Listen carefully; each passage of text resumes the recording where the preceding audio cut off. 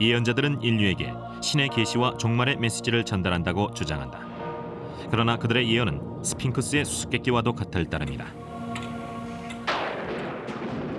예언자들은 선과 악의 싸움으로 세상이 혼돈에 빠질 것이라 내다보고 있다. 화산이 폭발해 시커먼 재가 하늘을 뒤덮고 태풍이 몰아쳐 대륙은 300m 해저로 가라앉는다고 한다.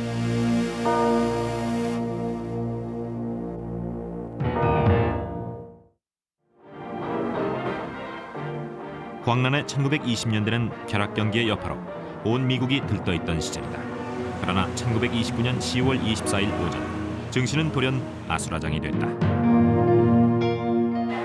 소위 암흑의 목요일로부터 11월까지 주가 손실액은 총 1,000억 달러를 기록했다. 실로 미국 역사상 가장 침울한 시기가 도래한 것이다. 기업은 문을 닫고 수백만 명이 임금을 받지 못했다. 미국인들은 굶주리며 떠도는 난민 신세로 전락한 것이다. 사태를 예측한 사람은 없었을까? 많은 사람들은 에드가 케이시가 이미 6개월 전에 증시 폭락과 대공황을 예언했다고 믿고 있다. 케이시가 1929년 4월에 속기사에게 받아 적게 한 내용을 들어보자. 엄청난 하락 장세가 예상됩니다. 국가와 개인의 주식 보유고에 커다란 타격이 있을 것이고 재계에도 막대한 혼란이 예상되네요. 이러한 경고의 메시지가 주어졌습니다. 우연하게 들어맞은 것일까? 아니면 예지력의 증거일까? 케이시의 예지력을 이해하기 위해 그의 삶을 더듬어 보자. 주식 폭락 사태가 있기 50여 년 전, 또한 주식이 뭔지 알지도 못했을 시절, 어렸을 때부터 케이시는 스스로 남다르다는 것을 알고 있었다. 케이시는 혼자 놀거나 손자를 애지중지하는 할아버지와 함께 켄터키주 호킨스빌에 있는 농장에서 지내기를 좋아했다. 끝없이 펼쳐진 초원과 물결이 찰랑이는 연못에서 즐겁게 뛰어놀던 케이시. 그러나 바로 이곳에서 참변이 일어날 줄은 아무도 몰랐다. 할아버지께서 너댓살 무렵 고조부 즉 할아버지의 할아버지와 말을 타고 있던 중 갑자기 말이 뒷다리로 일어섰어요. 그래서 할아버지는 말에서 떨어지고 마른 연못으로 뛰어들었는데 고조부께서는 말에게 끌려 연못에서 익사하셨습니다. 어린아이였던 저희 할아버지의 눈앞에서 벌어진 참사였죠. 어린 케이시는 이날의 충격으로 허탈감과 무기력에 시달리게 됐다. 그러나 다른 예언자들의 경우와 마찬가지로 케이시의 경험도 개인적인 시련을 초능력으로 승화시킬 수 있는 계기가 됐다.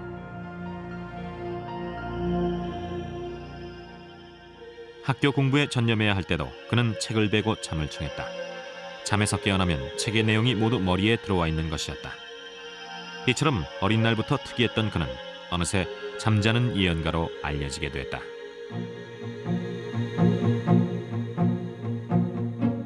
할아버지의 죽음으로 인한 충격이 가시기도 전에 새로운 계시를 받자 혼란에 빠진 케이시는 할아버지가 익사한 연못을 찾아간다. 당시 13살 난 소년이었던 그는 연못에서 천사의 모습을 보았다고 한다. 천사는 케이시에게 소원이 뭐냐고 물었고 케이시는 세상 사람들의 고통을 덜어주고 싶다고 말했다.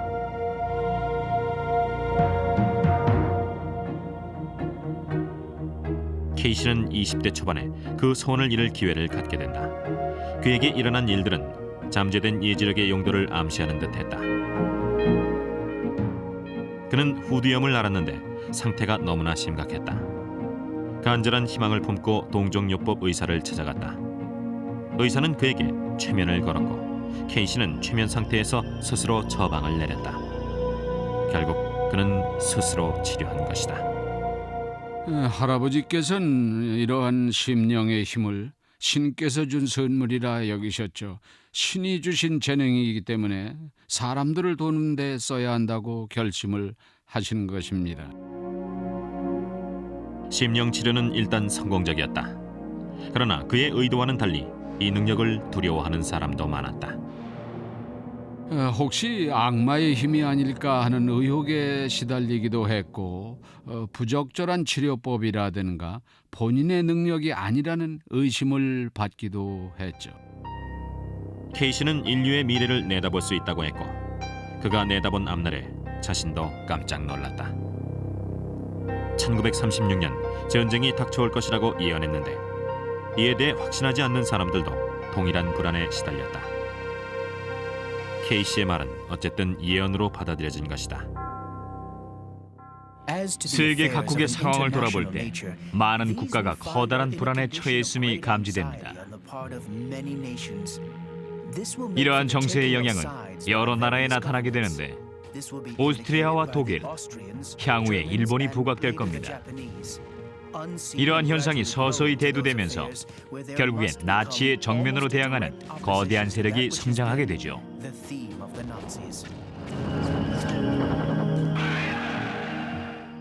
3년 후 히틀러는 폴란드를 침략하고 유럽 대륙을 가로지르는 피해 행군을 시작했다. 케이시는 이후 일생을 예언에 바쳤다. 수많은 사람들은 개인적인 차원에서 정치에 이르는 다양한 질문을 보냈고 그는 잠자는 상태에서 해답을 얻어냈다. 그는 버지니아주의 ARE, 즉 연구 및 계몽협회를 설립했다. 이 연구소엔 그의 예언들이 보관돼 있다. 그러나 이 작업으로 그는 큰 타격을 입는다. 괴로워하셨죠. 2차 대전의 혼돈과 가족들 문제, 매일 수백 통씩 쇄도하는 간절한 사연이 담긴 편지들. 그래서 건강이 점차 약해지셨어요. 일을 좀 줄여야 했는데 절대 그러지 않으셨죠. 할아버지야말로 스스로의 예언을 무시하신 겁니다. 케이시는 1945년 1월 3일 심장마비로 사망했다. 그가 남긴 예언은 14,000건에 이른다. 오늘날까지 가장 논쟁이 되는 예언은 이것이다. 서기 2000년 이후 지구에 찾아올 가장 큰 변화는 무엇이냐고 물었을 때 케이시는 암호문과 같은 답변을 냈다. 한편으론 비판의 대상이 되기도 하는 예언이다. 자전축의 변동이 생기고 새로운 주기가 시작됩니다. 새로운 주기가 좋은 것인지 나쁜 것인지에 대해선 설명하지 않았다. 어떤 방향으로 변화할지는 두고 봐야 할 문제다. 케이시의 예언은 불가사의한 영역을 넘나드는 특권에서 비롯된 것인가? 혹은 불확실한 무의식의 흐름에 불과한 것인가? 예언이 현실과 일치하지 않음을 밝혀내는 데 전념하고 있는 제임스 랜디. 그는 케이시의 예언이 너무나 모호하다고 지적한다. 정말 황당하네요. 2000년 혹은 2001년에 이런 일이 터진다니 큰일 난 것처럼 말했지요. 자전축이 바뀌고 새로운 주기가 시작된다는데 이 현상은 30분마다 일어난다고도 볼 수 있고 새로운 주기의 실체에 대해선 함구했어요. 케이시는 늘 그런 식으로 말을 흐립니다. 예언자들이 쓰는 모호한 표현 때문에 예언의 내용이 잘못 해석되는 경우도 종종 발생한다. 이에 대해 예언가들은 사기꾼이며 모호한 언어는 그들의 책략이라는 비판이 있다. 케이시가 얼마나 모호한 표현을 쓰는지 예를 하나 들어볼까요? 얻고자 하는 정보에 관한 모든 사실과 요인에 대해 적절한 주의를 기울이기만 한다면 해답을 얻게 될 것이다. 해답이란 이미 존재하고 있는 조건과의 관계에서 얻어지는데 이는 확실한 직감 혹은 타인의 마음을 관찰함으로써 얻는 인상을 통해 구하게 될 것이다. 뭐다 비슷한 말의 반복이네요. 저로선 도저히 납득할 수가 없군요. 오히려 비판론자들은 예언의 본질에 포괄적인 측면이 있다는 점을 인정해야 한다고 생각을 합니다. 그리고 나서 예언에 담겨 있는 정보 중 자신과 관련된 적절한 항목을 추출해서 보다 행복하고 충만한 인생을 꾸려나가고 자기 자신을 더 잘 이해하고 타인과의 관계 또 신과의 관계를 향상시켜 나가야 합니다. 예언은 상상력을 필요로 하고 신념의 세계엔 본질적으로 불가사의한 측면이 있다. 그러나 예언자는 그의 왕국에선 군림할 수 없다는 말이 있듯 불가사의한 종말의 비밀을 알고 있다고 주장하는 예언자들은 끊임없는 시비의 대상이 되는 것이다. 일찍이 먼 미래를 내다볼 수 있다고 주장했던 예언자들은 많았다. 이 예언을 믿는 사람들은 오늘날까지도 예언에 숨겨진 비밀을 밝혀내기 위해 고민하고 있다. 1999년 일곱 번째 달에 하늘에서 공포의 대왕이 내려오리라. 이 시구는 400여 년 전에 씌어진 것이다. 떠돌이 혜성이 1999년 지구를 향해 돌진해 가장 난폭한 전사를 부활하게 하고 아마겟돈을 일으킨다고 했다. 16세기 프랑스에 살았던 미셸 드 노스트라담. 우리에겐 노스트라다무스로 잘 알려진 인물이다. 예언으로 인해 그의 목숨이 위태로워지기도 했지만 한편으론 종말의 예언자라는 명성을 얻기도 했다. 노스트라다무스는 1503년 프랑스 남부 프로방스 지역에서 태어났다. 당시 유럽엔 종교 재판이 한창이었다. 그의 부모는 유태인이었기에 박해를 피해 아들을 가톨릭 신자로 키웠다. 그러나 노스트라다무스는 몰래 유대교와 천문학 및 신비주의를 공부했다. 이는 당시엔 금지된 학문이었다.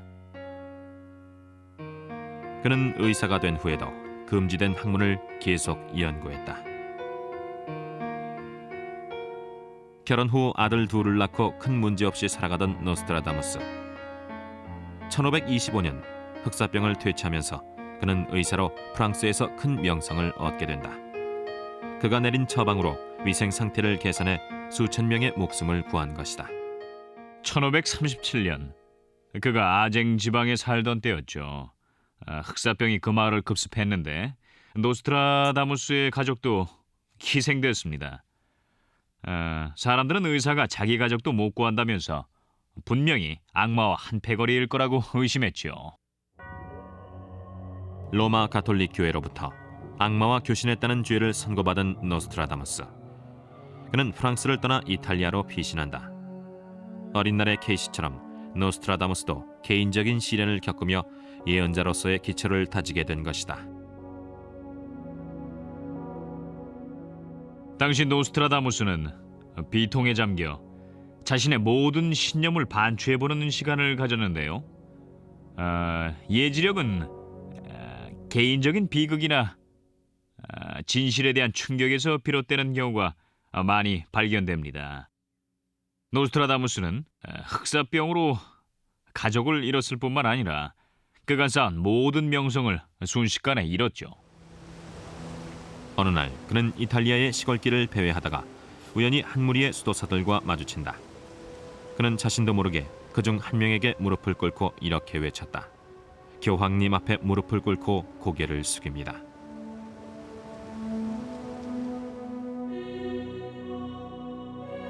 그 수도사는 후에 교황 식스투스 5세가 됐다. 그때부터 노스트라다무스는 예언자로서도 명성을 얻게 된다. 노스트라다무스는 이제 프랑스에 안심하고 돌아가게 됐고 새로운 소명에 착수한다. 혼신의 열정을 다 바쳐 예언에 집중해 세기를 넘나드는 예지력을 갖게 된 것이다. 그러나 노스트라다무스는 언제 다시 로마 가톨릭 교회의 박해를 받을지 모른다는 두려움에 젖어 예언을 상징적인 시구로 작성해두었다. 매년 책이 출간되자 제법 인기가 있었다. 그중 어떤 예언엔 왕실도 관심을 보였다. 젊은 사자가 늙은 사자를 전투에서 압도하리라. 황금우리 안에 눈을 찌르니 두 상처가 하나로 합쳐져 늙은 사자는 비참하게 죽도다. 앙리 2세와 까테린 드 메디치 왕비는 이 예언을 읽고 노스트라다무스를 궁전으로 불러들였습니다. 노스트라다무스는 이에 대해 상세하게 설명을 하고 궁전을 떠났죠. 이 예언이 있고 얼마 후 앙리 2세는 말을 타고 창시합을 벌이다가 사고로 죽었다.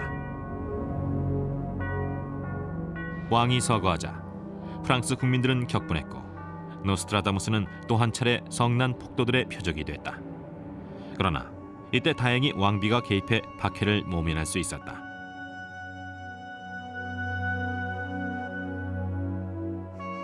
왕비의 보호를 받으며 노스트라다무스는 안정된 분위기에서 예언에 전념하게 됐다. 1년의 예언시에서 그는 세상의 종말을 가져올 3명의 적그리스도를 지적했다. 포네일러로는 왕족이라기보다는 전사다. 찬사를 받으며 합류하는 하천으로 나아갔으나 주교의 영역에 들어가기는 거부한다. 타락한 그를 프랑스가 옥에 가두리니. 이 수수께끼의 식구는 나폴레옹의 집권과 추방으로 막을 내린 그의 최후를 상징한다고 풀이된다. 무려 300여 년 전의 예언이다. 두 번째 적그리스도에 대한 예언을 들어보자. 서유럽 외진 곳에 사는 가난한 부모 아래서 아기가 태어나리라. 그의 연설에 수많은 이들이 세뇌당하고 그의 명성은 동방의 왕국에까지 미치리니 굶주려 난폭해진 야수가 강을 건너고 전장의 대부분은 히스터에 맞서 대항하리라. 독일 태생인 무족의 히스터가 법을 무시할 때 그는 철의 우리에 갇히리라.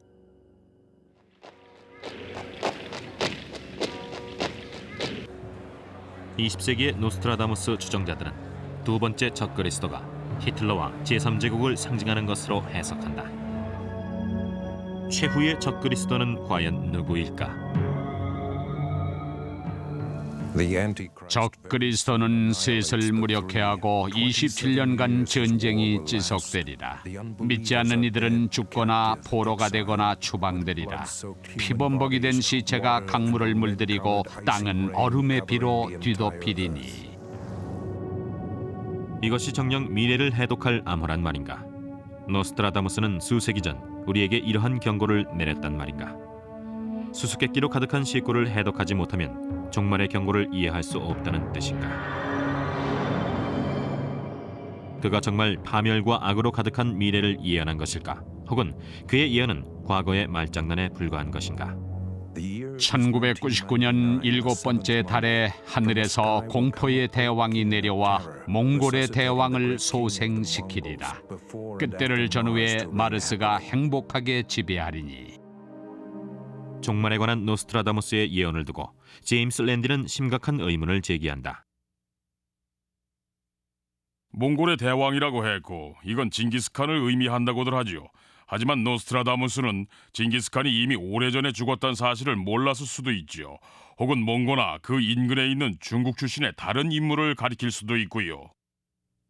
노스트라다무스의 추종자들은 단어의 의미에 집착하다 보면 그 안에 깊은 뜻을 놓친다고 반박한다. 상징적인 시구이므로 인내심을 갖고 해석해야 한다는 것이다. 마지막 행은 낙관적으로 해석될 수도 있어서 흥미롭습니다. 그때를 전후에 마르스가 행복하게 지배한다고 했는데 마르스는 말 그대로 전쟁의 신이죠. 이 의미에만 집착하다 보면은 핵심을 놓치고 노스트라다무스가 쳐놓은 함정에 걸려들고 맙니다. 좀 더 깊이 들어가 볼까요? 마르스를 오컬트 용어로 해석하면 마구스, 즉 마술사가 되는데요. 쇳덩이를 황금으로 바꾸는 존재로 해석될 수도 있지요. 16세기에 비롯된 새로운 기술은 노스트라다무스의 세속적인 야심을 채워주는 계기가 되었다는 비판도 있다. 노스트라다무스는 인류를 구원하기 위해 예언한 것이 아니라는 주장이다. 노스트라다무스는 운이 좋았죠. 당시에 인쇄술이 개발됐고 매년 출간한 책으로 엄청난 돈을 모으고 인기를 누렸으니까요. 노스트라다무스를 지지하는 사람들은 3명의 적그리스도가 예지력의 증거라고 주장한다. 마지막 한 인물은 미스테리지만 나폴레옹과 히틀러의 역사로 입증됐다는 것이다. 사행시 중에 히스터 리버라는 이름이 나오는데 이게 왜 하필 히틀러가 돼야 합니까? 히스터와 히틀러 이 둘은 단지 철자가 좀 비슷할 뿐이지 아무 상관이 없습니다. 그러나 논란의 여지가 없는 예언도 하나 있긴 하다. 그는 자신이 죽고 나서 훨씬 유명해질 것이라고 했다. 내가 세상을 떠나고 세월이 흐른 후 나의 책은 생전의 그 어느 때보다도 더 큰 충격을 줄 것이다. 그가 쓴 사행시는 총 1000여 편에 이른다. 여기엔 1566년 그의 죽음을 예언한 것도 포함되어 있다. 노스트라다무스 얘기가 우리에게 시사하는 것은 무엇일까? 예언은 수세기 동안이나 그 정체를 드러내지 않을 수도 있다는 점일 것이다. 그럼 우리와 동시대의 인물 중 노스트라다무스와 맞먹는 예지력을 지녔다고 주장하는 사람들의 경우는 어떨까?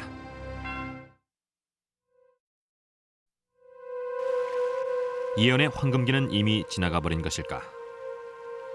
하늘은 침묵하고 있을지 모르나 오늘날에도 신으로부터 긴박한 메시지를 받고 있다고 주장하는 사람들이 있다. 엘리자베스 클레어도 그중 하나다. 현대는 암흑의 시대죠. 이 암흑은 물고기 자리가 지배하는 2500년에 걸쳐 형성돼 왔는데 이제 우리가 이에 대비할 때가 됐어요. 향후 3년간 상황은 더욱 악화될 것입니다. 케이시처럼 엘리자베스도 어린 시절 신의 모습을 보았다고 한다. 그러나 엘리자베스의 주장은 더 많은 비판을 불러일으키고 있다. 4살 때 뉴저지주 레드뱅크에 있는 집에서 모래 상자를 갖고 놀던 중 주변이 갑자기 나일 강변의 백사장으로 변했다는 것이다. 엘리자베스의 모친은 딸이 전생을 본 거라고 했다. 엘리자베스는 그 당시 신의 손길을 느꼈다고 한다. 저는 신의 부름을 받았고 신이 제게 맡긴 사명이 있기에 저를 부르셨다는 걸 어렸을 때부터 잘 알고 있었어요. 전생에 저는 성녀 마르타였기 때문에 첫눈에 주님이라는 걸 알 수 있었습니다. 또한 저는 성녀 시에나의 카타리나였기도 했었죠. 엘리자베스는 신앙생활에 전념하며 젊은 시절을 보냈고 대학 시절엔 예언자 마크가 이끄는 서밋 라이트하우스라는 종교단체에 가입했다. 이 단체는 탁월한 지도자들의 가르침을 신봉한다. 탁월한 지도자란 예수와 부처, 공자를 일컫는데 이 지도자들은 선택된 인간의 몸으로 거듭나고 예언자 마크도 그들 중 하나라고 주장한다. 엘리자베스는 마크를 만나면서 또 신의 모습을 보게 된다. 신이 그녀 앞에 나타나 마크의 전령이 되라고 지시했다는 것이다. 이 지시에 따라 그녀는 마크를 도와 예언을 전파했다. 이들은 공동의 목표를 향해 매진했고 1963년 부부가 됐다. 이들은 4년 후 종말을 감지하고 신도들에게 암흑의 주기가 시작됐다고 경고했다. 악한 카르마가 2002년 4월 22일까지 지구에 팽배할 것이며 수년간 선을 행해야 한다고 설파했다. 오직 선만이 악의 카르마를 이겨낸다는 신념에서였다. 1973년 마크는 갑자기 심장마비로 사망했지만 엘리자베스는 종말에 맞서 싸울 각오로 우주와 승리의 교회를 설립한다. 현재 이 교회는 전 세계에서 수천 명의 신도를 확보하고 있다. 300명으로 구성된 커뮤니티가 있는 국제본부는 몬타나주 옐로우스톤 국립공원 근처 광활한 목장에 건립됐다.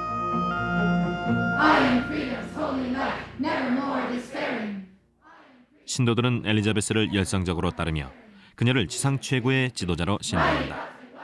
그들은 엘리자베스가 탁월한 지도자로부터 직접 계시를 받는다고 한다. 주님의 말씀을 전해드릴 때 저는 주님의 제단에 서 있고 주님은 저를 굽어보며 말씀을 하십니다. 주님은 저의 입을 통해 메시지를 전달하고 계시죠. 엘리자베스는 예수가 자신에게 인류의 종말을 경고했다고 주장한다. 요한계시록에서처럼 4명의 말탄자가 출현해 죽음과 전쟁, 질병, 기아가 온 지구를 뒤덮는 끔찍한 장면이었다고 한다. 사나운 말들이 기술을 태우고 온 나라, 온 세상을 짓밟고 다녔습니다. 여기엔 여러 가지 이유가 있겠지만 이제 계시와 예언의 시간이 왔음을 알리는 겁니다. 저는 말과 기수의 모습을 똑똑히 봤어요. 1980년대 후반 엘리자베스는 1990년 4월 23일이 되면 과거 2만 5천 년간 누적된 악이 세상을 급습할 것이라고 예언했다. 온 세상은 질병과 홍수, 폭풍, 지진으로 대변동을 겪는다고 했다. 신도들은 그날 목장의 대피소로 몰려들었으나 몇 시간이 지나도 바깥 세상엔 아무 일도 일어나지 않았다. 예언이 빗나간 것이다. 이들에 따르면 그 사태는 일종의 예행 연습이었다. 엘리자베스는 철저한 준비야말로 선한 카르마를 행하는 것이라고 설명했다. 종말의 시기는 악한 카르마에 대해 어떻게 대처하느냐에 따라 달라진다고 한다. 영혼이 여러 번 거듭나야 악한 카르마를 극복하는데 이때 가장 효과적인 방법은 사랑이라고 주장한다. 상황의 최악으로 치닫느냐, 그나마 좀 덜한 사태가 벌어지느냐는 인류가 신의 품으로 돌아가는지 자기 자신에게만 집중하는지에 달려 있어요. 사랑을 회복해야죠. 깊은 사랑은 악한 카르마를 억누를 수 있어요. 사랑엔 힘이 있으니까요. 서로 도와야 합니다. 계시의 그늘 아래 자리한 우주와 승리의 교회 목장. 이곳에선 아이들이 뛰어놀고 어른들은 현생에서 선한 카르마를 행하기 위해 노력한다. 이들의 지도자 엘리자베스는 종말을 경고하는 능력은 자신의 전생에서 비롯된 것이라 믿고 있다.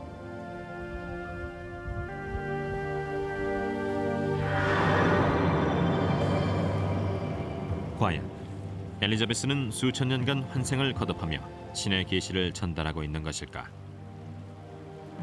조셉 심하르트는 수년간 엘리자베스를 신봉했으나 신념에 대한 회의로 교회를 떠났다. 그는 엘리자베스는 사기꾼이고 전생에 대한 주장이 그 이해라고 말한다. 전생에 캐서린 대제인 적도 있었고 시에나의 카타리나와 기네비어 왕비였던 적도 있었다고 하죠. 물론 이것 말고도 많이 있습니다. 캐서린 대제였다는 사람은 엘리자베스 외에도 둘이나 더 있는데 그럼 뭔가요? 이게 바로 문제점이죠. 심하르트는 또한 엘리자베스의 영적인 능력에 대해서도 회의적이다. 엘리자베스는 탁월한 지도자들이 제단에서 맴돌며 계시를 내린다 하고 신도들은 이를 굳게 믿는다. 그분을 안 지 25년째예요. 그동안 신이 예언자 엘리자베스를 통해 말씀하시는 걸 분명히 들었고요. 신이 존재한다는 게 느껴집니다. 신의 조언을 제 귀로 들었고 세상을 어떻게 바꿔나갔는지 알고 있으니까요. 예언자 엘리자베스는 탁월한 지도자인 신의 대변인이죠. 엘리자베스와 그녀의 예언에 대해 이처럼 강한 신념을 표명하는 신도가 있는가 하면 이 모든 것은 한낱 망상에 불과하다는 비판도 있다. 스타인만의 주장은 그저 자기 생각일 뿐입니다. 감성적인 측면으로 기울어지면 자기가 보고자 하는 부분만 수용하게 되는데 스타인만은 수십 년째 그러고 있어요. 처음엔 제 눈에도 신기해 보였던 현상도 엘리자베스를 불신하게 된 후에 다시 봤더니 이건 완전히 사기예요. 오늘날 엘리자베스와 같은 이들에겐 사기꾼이란 비난이 쏟아지고 있다. 그러나 이에 대한 엘리자베스의 대응은 단호하다. 비록 과거에 자신의 예언이 빗나갔을지라도 여전히 신의 계시를 전할 뿐이라고.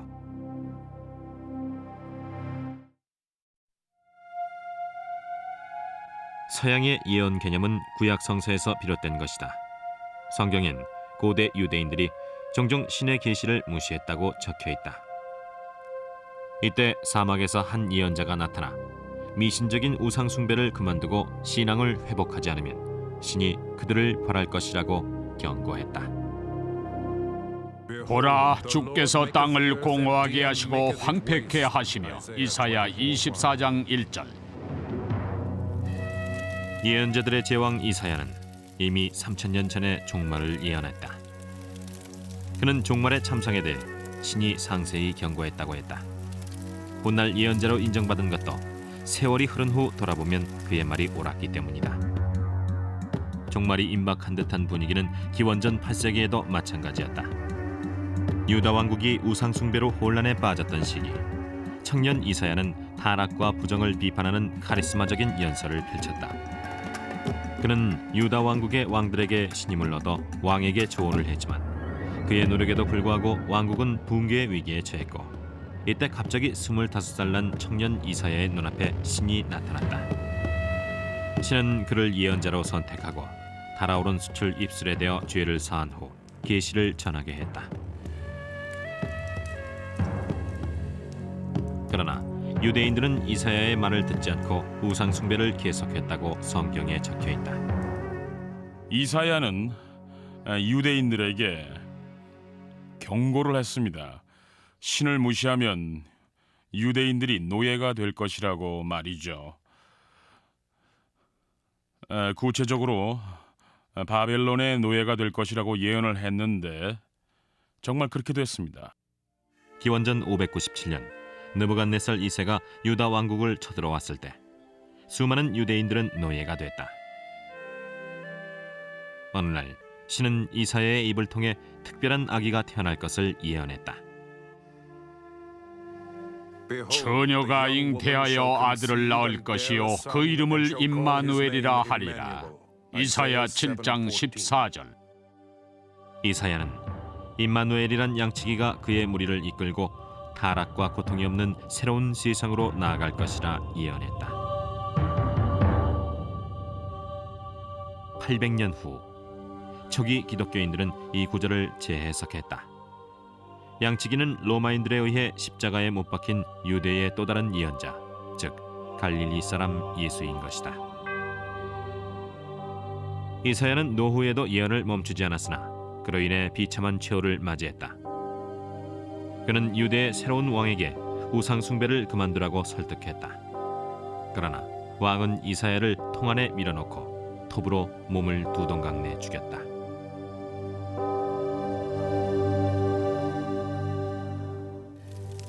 이사야는 예언의 원칙을 확립했고 수천 년 전 이미 예언을 한 인물이다. 신의 이름으로 경고하기도 했으나 고통의 시기에 확고한 희망을 심어주기도 했다. 이사야의 예언에 대해 가장 큰 논란이 일고 있는 부분은 바로 예수의 탄생에 관한 것이다. 이 예언은 단지 고대 유다 왕국에 한정된 것일까, 아니면 기독교 시대의 도래를 내다본 것일까? 기원전 700년에 이미 예언한 것입니다. 아기가 처녀의 몸에서 태어나 사람들에게 배척당하다 죽게 되지만 부활한다고 했는데요. 성경의 이사야 편에 모두 수록되어 있습니다. 제임스 랜디는 예언의 실현이란 신의 섭리가 아니라 사람들이 일으킨 사건에 불과하므로 모두 허구라고 주장한다. 그리스도라는 이름의 사나이가 등장하고 정해진 각본과 들어맞는다 싶으면 즉시 그를 선택하는 겁니다. 물론 예수는 역사 속의 존재고 이사야는 그런 존재를 예언한 인물이죠. 조건을 충족시키는 인물이 나타나면 예언이 실현됩니다. 신기할 게 없죠. 이사야는 단지 당시 정세와 사람들의 본성에 대해 잘 알고 있던 인물에 불과하다는 주장도 있다. 성서의 내용은 그 당시 기록자들의 역사적인 체험에서 비롯된 것입니다. 성서에 등장하는 인물들과 아주 가까운 시대 상황에서 기록된 내용이죠. 성서에 나오는 사건들은 가까운 미래에 상황이 좀 더 나아지길 희망하는 취지에서 상징적으로 묘사되어 있다고 봅니다. 초기 기독교인들이 그 당시의 예언을 먼 미래로까지 확장했다고 해도 놀라운 일은 아니다. 이사야의 예언 같은 시적인 표현은 얼마든지 새로운 의미를 부여할 수 있기 때문이다. 훌륭한 시와 마찬가지로 예언도 시대에 따라 달리 해석될 수 있다. 어떤 시대 상황에선 불가사의한 내용이 될 수도 있는 것이다. 예언은 본질적으로 불가사의한 속성을 갖고 있기 마련이다. 예언을 믿는 사람들은 그 실현을 위해 목숨을 걸기도 한다. 1991년 중동에서 일어난 사건이 바로 그 예다. 이스라엘의 12부족이 지구의 방방곡곡에서 모여들어 예속과 박해의 삶에서 벗어나 그들의 고향으로 돌아온다는 예언이 있다. 이는 이사야의 예언 중 가장 잘 알려진 것 중 하나다. 어떤 이는 신임이란 지명이 이디오피아를 지칭한다고 믿었다. 이사야 49장을 들어보자. 보라, 혹자는 원방에서, 혹자는 북방과 서방에서, 혹자는 신임 땅에서 오리라. 수천 년간 이디오피아의 유태인들은 가난과 질병에 시달렸고 무슬림과 기독교인들 중 최하층을 형성하고 있었다. 이들은 팔라샤인, 즉 추방된 사람이라 칭해졌는데 스스로를 이스라엘의 전설적인 잃어버린 부족이라 믿었다. 이디오피아 유태인들의 삶은 20세기에도 여전했다. 1980년대까지 30년간의 전쟁이 생존을 위협해 전멸 위기에 처해 있었기에 조치가 시급한 상태였다. 그들은 신념으로 살아남았습니다. 매일 행하는 기도와 의식의 힘으로 삶을 지탱해 나갔었죠. 또한 그 사람들에게는 꿈이 있었어요. 언젠가는 꼭 고향인 예루살렘으로 돌아가겠다는 꿈이죠. 이스라엘 정부와 미국의 유태인들에게도 이것은 단순한 꿈이 아니었다. 이는 즉각적인 행동이 요청되는 위험한 결단이었다. 이스라엘은 이사야의 예언을 실현하기 위해 은밀히 공수작전을 계획해 신임의 유태인들을 이스라엘로 불러들였다. 1991년까지 이디오피아의 독재자 맹제스투 마리암은 이디오피아 유태인들을 협상 카드로 이용했다. 그들을 돈이나 무기와 맞바꾸려 한 것이다. 거래는 성사됐지만 어떤 이들은 이를 악마의 거래라고 비난했다. 대탈출, 소위 솔로몬 작전은 5월 24일 이디오피아의 아디스 아바바 공항에서 시작됐다. 수많은 이디오피아 유태인들은 이스라엘 대사관으로 집결했고 반군은 시내로 몰려들었다. 대탈출은 촌각을 다투는 경주와 같았다. 많은 사람들은 이사야의 입을 통해 전파된 신의 계시를 실현하기 위해서 인간의 실천이 필요하다고 생각했다. 오후 4시 텔아비브에서 출발한 첫 번째 747기가 도착하자 수백 명의 피난민들은 비행기에 탑승했다. 이제 약속의 땅으로 가는 것이다. 뭐랄까, 신비로운 정적이 감돌았습니다. 비행기 탑승은 물론이고 공항에도 처음 온 사람들이 마치 아메리칸 에어라인을 자주 타본 승객들처럼 침착하게 행동을 했지요. 기적적인 공수작전이었다. 비행기가 머문 시간은 단 15분. 엔진을 끌 틈도 없었다. 한 대가 떠나면 다음 비행기가 도착했고 한치의 오차도 없었다. 그러는 동안 반군은 점차 접근하고 있었으나 36시간에 걸쳐 40번의 왕복 운항을 통해 신임의 유태인들은 안전하게 약속의 땅으로 탈출했다. 이디오피아 반군이 작전을 무력화시키기도 전에 비행기 34대는 15,000명을 텔아비브로 실어나는 것이다. 불가능해 보였던 일이 실현됐다. 마치 오래전에 이사야가 이디오피아에 붙잡혀간 이스라엘의 잃어버린 부족들이 탈출할 것이라고 예언한 것처럼. 이사야는 3000년 전 이미 이 사건을 예언한 것일까? 혹은 신념을 통해 그런 일이 실현되기를 바라는 막연한 기대에서 한 말이었을까? 이 대탈출은 단지 이사야에게서 약간의 조언을 받은 것에 불과하다고 주장하는 사람들도 있다. 신의 섭리를 전달한 것이 아니라 그저 넌지시 암시를 던졌다는 주장이다. 이들의 귀환은 이 사람들 스스로 개척해낸 역사입니다. 기원전 8세기의 인물이 아프리카와 중동의 판도를 예측했다고 생각하지는 않습니다. 종종 사람들은 스스로 행동하고서도 마치 고대의 예언에 의해 실현된 거라고 믿는데 어떤 의미로 보면 우습게도 그건 오히려 사람들 덕에 실현된 것이죠. 시대를 초월해 전 세계를 떠도는 유태인들을 모두 포괄하기 위해 일부러 예언을 모호하게 했다는 주장도 있다. 이사야는 확실히 미래를 예언한 거예요. 이디오피아의 유태인이라든가 러시아의 유태인 또는 예멘이나 시리아라는 식으로 확정하진 않았지만 확실한 건 이겁니다. 흩어져 있던 유태인들이 언젠가는 고향으로 돌아간다는 거죠. 그 예언이 바로 솔로몬 작전과 함께 실현된 거예요. 시대를 막론하고 예언자들은 종말에 대한 공포와 새로운 시작에 대한 희망으로 상징되는 인간의 본능을 충족시키기 위해 노력해왔다. 예언자의 권위 있는 한마디는 종말의 그늘에 한 줄기 빛을 던져주는 것이다.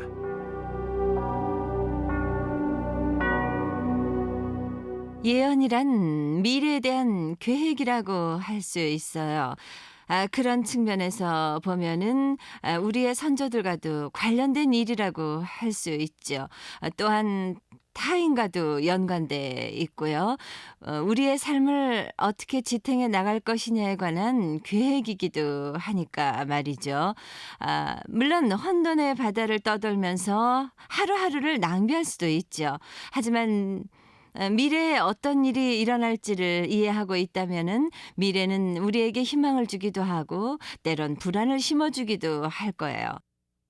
어쨌거나 미래는 우리 삶의 안내자인 셈이죠.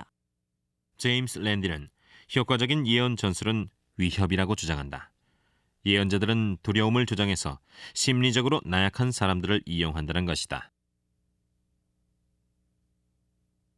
예언자가 향후 4년간 모든 일이 순조로울 거란 예언을 했다면 아마 4년 후엔 그 예언자는 망할 겁니다.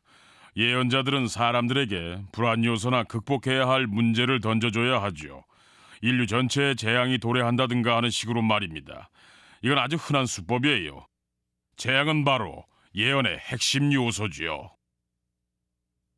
예언자 엘리자베스의 추종자들은 이에 대해 반발하며 회의론자들은 예언의 핵심을 간과하고 있다고 주장한다. 예언엔 종말의 경고 못지않게 변화에 대한 처방이 담겨 있다는 것이다. 분별이 있는 사람이라면 엘리자베스가 아주 중요한 메시지를 전달한다는 걸 느낄 겁니다. 우리는 사람들에게 정보를 전달하고 그들이 더 잘 살 수 있도록 돕는 데 관심이 있어요. 엘리자베스는 바로 그런 일을 하죠. 그러나 예언자들은 인간의 약점을 악용한다는 비판을 받기도 한다. 스스로 문제를 해결할 수 있는 능력이 있으면서도 쉬운 해답을 바라는 인간의 본성을 이용한 것이다. 다들 마술처럼 뚝딱 해결책이 나타나기를 바랄 겁니다. 누군가가 우스꽝스러운 터번을 쓰거나 귀걸이 코걸이를 하고 혹은 별자리 지도라도 뒷배경으로 하고 나타나면은 그 사람 말을 믿는 경향이 있죠. 하지만 신념의 기본은 논리와 이성입니다. 예언자들을 조사해보았지만 아주 엉성한 부분이 많았고 이들의 예언은 빗나갔어요. 실현된다고 믿어주면 예언자들만 이익을 보는 거죠. 하지만 믿으려고 달려드는 사람들을 믿지 못하게 만들어줄 증거는 어디에도 없군요. 세상은 끔찍한 재앙으로 멸망할 수도 있고 한 걸음씩 꾸준히 진보해 나갈 수도 있다. 어쨌거나 예언자들은 계속 미래를 내다볼 것이고 회의론자들은 터무니없는 예언에 대해 비판을 멈추지 않을 것이다.